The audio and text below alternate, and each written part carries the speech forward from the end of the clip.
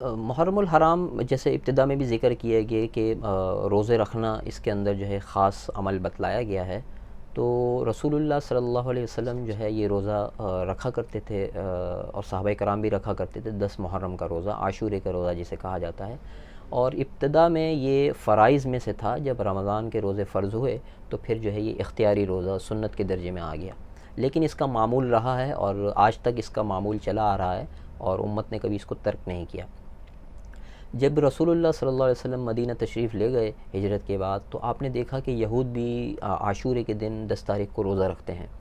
تو جب معلوم کیا تو انہوں نے کہا کہ ہم یہ روزہ شکرانے کے طور پر رکھتے ہیں کہ موسیٰ علیہ السلام اور بنی اسرائیل کو جو ہے فرعون اور اس کے لشکر اور اس کے ظلم سے اللہ پاک نے نجات دی تھی۔ تو رسول اللہ صلی اللہ علیہ وسلم نے فرمایا کہ ہم تو زیادہ حقدار ہیں کہ ہم اس روزے کو رکھیں۔